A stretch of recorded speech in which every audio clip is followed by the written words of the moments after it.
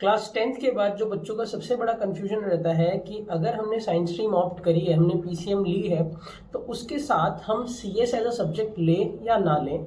और 90% बच्चे यहाँ गलती कर देते हैं डिसीजन लेने में, और इसकी वजह से उनकी जो क्लास 11th और 12th है वो पूरे 2 साल बैकलॉग, स्ट्रेस और रिग्रेट में कन्वर्ट हो जाती है। Hello students, welcome to the channel. मैं हूं प्रिंस सर और मैं क्लास 11th और 12th को 2014 से सीएस पढ़ा रहा हूं। आज मैं आपके साथ कुछ बातें ऐसी डिस्कस करूंगा जिससे आपको डिसीजन लेने में आसानी होगी कि भाई मेरे को सीएस लेना चाहिए या नहीं। और लास्ट में मैं आपको, वीडियो के एंड में मैं आपको सीएस इस सब्जेक्ट के बारे में एक ऐसी बात बताऊंगा, मेनली जो इसका सीबीएसई बोर्ड होता है, एक ऐसी बात बताऊंगा वो एक तरीके से समझ लो कि एक टीचर का दिया हुआ हैक है जिससे आप 100% श्योर हो जाओगे कि आपको सीएस लेनी चाहिए या नहीं। अभी क्या होता है बच्चे, उसकी सीएस बच्चा क्यों ले लेता है? जैसे एक बच्चा जो 10th से 11th में गया, वो सीएस या तो देखो उसके फ्रेंड्स ले रहे होंगे तो वो भी क्या करेगा कि भाई फ्रेंड्स के पीछे पीछे सीएस ले लेगा, ठीक है। या आप पेरेंट्स बोलेंगे कि भाई कंप्यूटर साइंस का बहुत स्कोप है, आगे ले लो। और भाई ठीक है, एआई है, टेक है, आपको पता है कि चीजें ज्यादातर टेक्निकली होती चली जा रही हैं, तो स्कोप तो है, ठीक, क्लियर है बात। या स्कूल कभी कभी प्रेशर देता है बच्चों को कि सीएस ले लो, टेक्निकल सब्जेक्ट है, अच्छा सब्जेक्ट है। बट एक्चुअल में किन बच्चों को सीएस लेनी चाहिए और किन बच्चों को नहीं लेनी चाहिए, ये जानना बहुत जरूरी है आप लोगों के लिए। देखो, जो स्टूडेंट्स जिनको सीएस लेनी चाहिए, पहली चीज, आप अगर मैथ्स में आपका इंटरेस्ट है, आपका मैथ्स में इंटरेस्ट है, तब आप सीएस की तरफ जाओ। क्यों? क्योंकि सीएस जो सब्जेक्ट है वो हालांकि बहुत एडवांस मैथ्स तो नहीं कहूंगा, बट मैथ्स को अपने साथ जोड़ते हुए चलता है।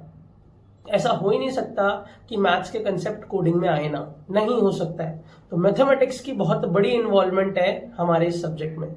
दूसरी चीज, जिस बच्चे को कंसेप्चुअल चीजें, प्रॉब्लम सॉल्विंग में मजा आता है, ऐसा नहीं है कि रट्टू बच्चों की तरह, कुछ बच्चे होते हैं ना, रटते हैं, चीजों को याद कर लेते हैं, मेमोराइज कर लेते हैं, तो वो नहीं होना चाहिए।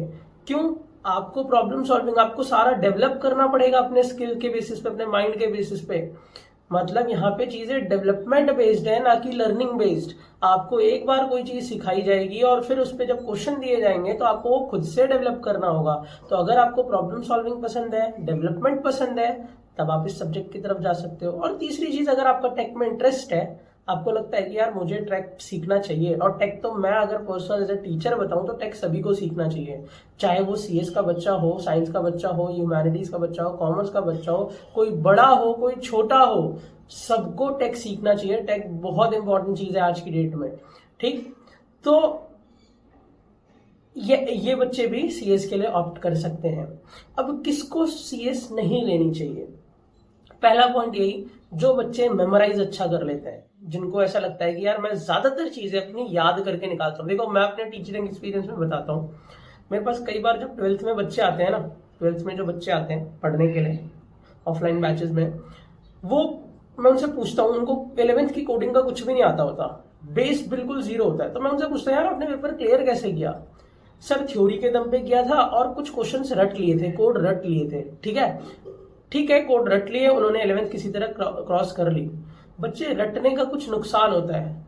जब हम किसी चीज को रटते हैं ना, तो हम सिर्फ उतनी ही नॉलेज गेन करते हैं जितना हम रटते हैं। बट अगर हम किसी चीज का कंसेप्ट क्लियर कर लेते हैं तो उससे कनेक्टेड जितने भी आगे फर्दर क्वेश्चन है, चाहे वो 10 हो चाहे 20 हो, हम उन सब को कवर अप कर लेते हैं। ये फर्क होता है रटने और कंसेप्ट क्लियर करने में, कंसेप्चुअल बिल्डिंग में।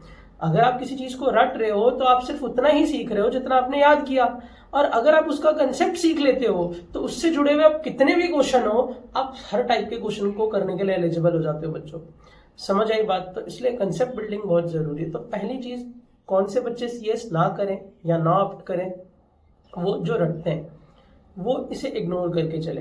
टेक में कुछ खास इंटरेस्ट नहीं है, मत जाओ, कोई बात नहीं, क्योंकि ये बर्डन बढ़ाएगा, आपको परेशान करेगा, और कुछ नहीं है, ठीक है। और पहली चीज मैं आपको एक और बताऊं, अगर आपको रटने की आदत है तो आपको साइंस स्ट्रीम ही नहीं आना चाहिए था। मुझे पता है आप लोगों को बुरा लग रहा होगा, बट ये फैक्ट है बच्चों, परेशान करेगी स्ट्रीम आपको, क्योंकि यहाँ लिमिटेड रटना है केमिस्ट्री में, बाकी फिजिक्स मैथ्स तो भूल जाओ कहीं रटना है। सब कुछ तो कॉन्सेप्ट बेस्ड है, करोगे कैसे? तो इसलिए अगर आप पीसीएम जैसे सब्जेक्ट्स को संभाल सकते हो तो सीएस संभालना कोई बड़ी बात नहीं है। अब एक मिथ, जो इस पॉइंट से रिलेटेड है कि अगर हम पीसीएम संभाल सकते हैं तो सीएस क्यों नहीं। तो बच्चों को ये लगता है कि यार हमारे पास पहले ही पीसीएम का बर्डन है, फिजिक्स केमिस्ट्री मैथ्स का बर्डन हमारे सर पे पहले ही है, और सीएस का बर्डन और बढ़ जाएगा। ठीक है, अदर सब्जेक्ट के कंपैरिजन में सीएस का बर्डन है।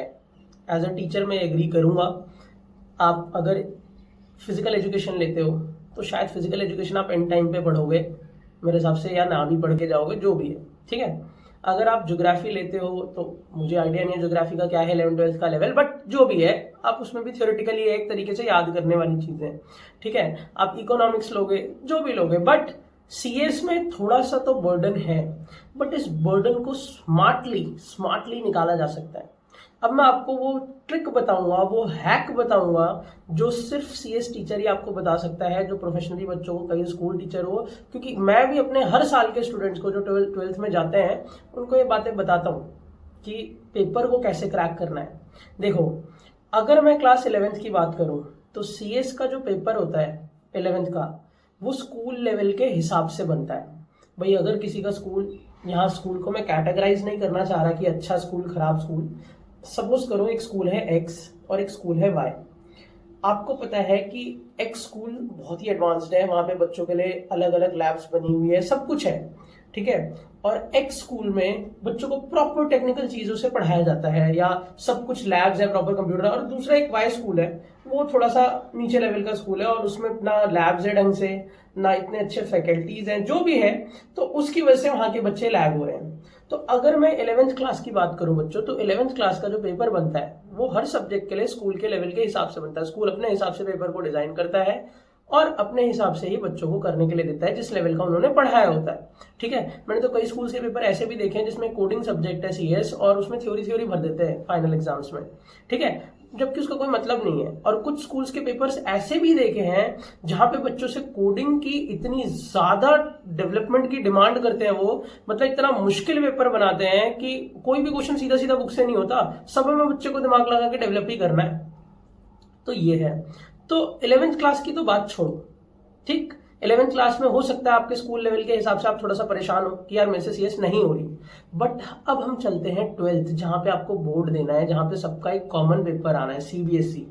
ठीक है, यहाँ पे वो हैक निकल के आता है बच्चों, जो मैं अपने हर साल के स्टूडेंट्स को बताता हूँ, और मेरे हर साल के स्टूडेंट्स जो इस वीडियो को देखेंगे ना, वो रिलेट भी कर पाएंगे कि भैया हमें क्या बताते हैं सीएस के पेपर के लिए।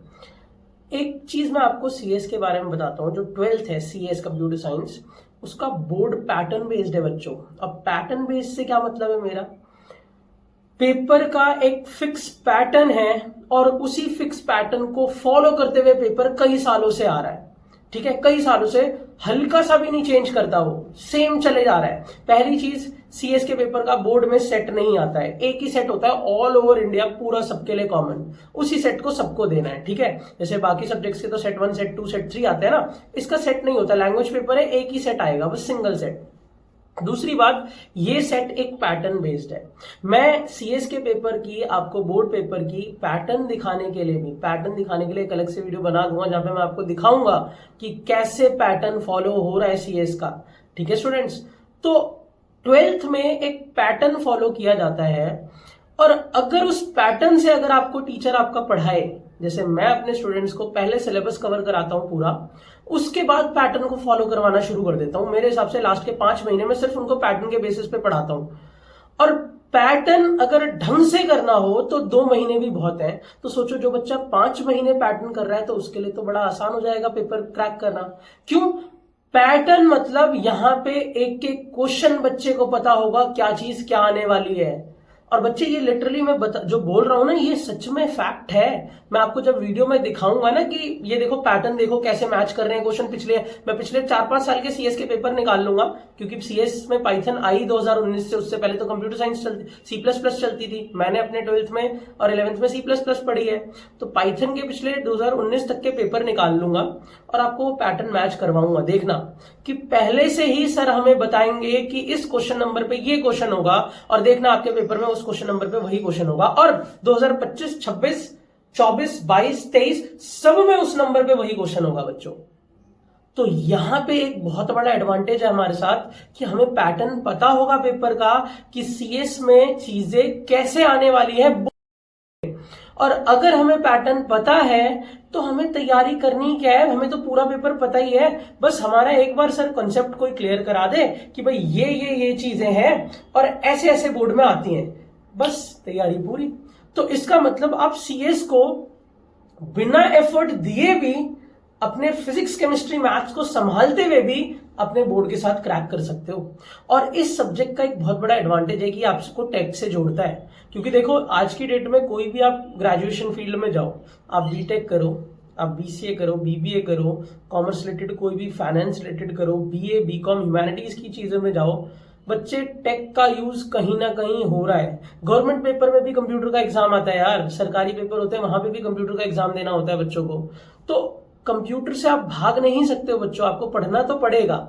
आज नहीं पढ़ोगे ग्रेजुएशन में पढ़ना पड़ेगा, ग्रेजुएशन में नहीं पढ़ोगे कभी और पढ़ना पड़ेगा, बट आप टेक से भाग नहीं सकते हो, आपको टेक लेना पड़ेगा। और जो मैंने आपको ये हैक बताया है क्या, ये जो पैटर्न वाला, तो बोर्ड की तो चिंता करो ही मत यार। आपको बोर्ड में पता है टीचर्स बोल बोल के बच्चों को बताते कि भाई तुम्हारे इतने नंबर आएंगे, तो क्योंकि हमें दिख जाता है जो बच्चा पैटर्न समझ गया है और पैटर्न के हिसाब से काम कर रहा है 100% वो 90+ जाएगा।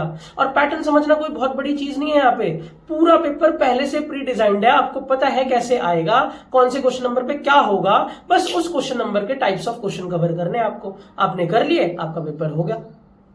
Clear students? तो ये बहुत बड़ा हैक था सीएस को क्रैक करने के लिए। तो सीएस से डरना छोड़ो कि भाई सीएस मेरे पीसीएम के बर्डन को बढ़ा देगा। 11वीं में ये प्रॉब्लम होगी बट 12वीं में बिल्कुल नहीं होगी। तो 11वीं में आप मार्क्स को चेंज मत करो, अपने कंसेप्ट पे ध्यान दो, क्योंकि स्कूल अपने हिसाब से पेपर बना रहा है, अपने हिसाब से चेकिंग, बट बोर्ड तो सबको कॉमन देना है ना। तो बोर्ड में जो तैयारी होती है वो अलग लेवल की होती है फिर, और अलग तरीके से पढ़ाया जाता है। तो होप सभी को ये क्लियर हुआ बच्चों। मैं अपने चैनल पे आपको सीएस में एकदम 0 से हीरो तक की सीरीज चलाता चलूंगा, जिसमें मैं आपको पूरा सब्जेक्ट पढ़ाऊंगा line by line, easy way में, इजीएस्ट वे में कोडिंग को करना सिखाऊंगा। Clear students? और आपके सारे कंसेप्ट, और जब बोर्ड पास आएंगे तो बोर्ड में भी कैसे चीजें, पैटर्न, सब कुछ समझाऊंगा। आप बस मेरे साथ कनेक्टेड रहो, इस चैनल को सब्सक्राइब कर लो और बेल आइकन को प्रेस कर लो ताकि आपको टाइमली नोटिफिकेशन मिलती रहे। ठीक है स्टूडेंट्स? और हम लोग साथ मिलके ये लगा लो कि सीएस को बर्डन बनने ही नहीं देंगे। और मैं खुद नहीं समझता कि ये सब्जेक्ट बर्डन है, ये तो बल्कि इतना स्कोरिंग सब्जेक्ट है, हमें सब कुछ पता होगा पेपर में कि पहले से क्या आने वाला है। तो इससे आसान और इससे स्कोरिंग सब्जेक्ट आपको क्या चाहिए जहां पे आपको पेपर पहले से पता है। Clear students? ठीक, तो डरना नहीं है। सीएस अगर टेक में इंटरेस्ट है तो इस डर से तो कभी मत छोड़ो कि यार मेरा बर्डन बढ़ जाएगा, मुझे जेईई मेंस देना है, उसके पेपर में तो सीएस नहीं आता, अग्रीड नहीं आता, बट जब ग्रेजुएशन में जाओगे वहां कंप्यूटर साइंस आएगी, कैसे टैकल करोगे। और मैंने देखा है बच्चों को परेशान होते हुए जो 11th-12th में सीएस को कनेक्ट नहीं करते, और फिर जब कॉलेज में जाके एकदम से C++ लैंग्वेज या सी लैंग्वेज उनके सर पे आके पढ़ती है तो फिर वो परेशान हो जाते हैं कि हमें तो कोडिंग हो ही नहीं रही हमसे। ठीक स्टूडेंट्स? तो परेशान होने की जरूरत नहीं है, टेंशन लेने की जरूरत नहीं है, और मेरे साथ कनेक्टेड रहो, मैं आपको सीएस को बर्डन बनने ही नहीं दूंगा स्टूडेंट्स। ठीक है? Thank you. और अब मिलते हैं नेक्स्ट वीडियो में कुछ ऐसी ही इंफॉर्मेटिव और ऐसी ही हेल्पिंग कंटेंट के साथ। Thank you students, have a nice day everyone.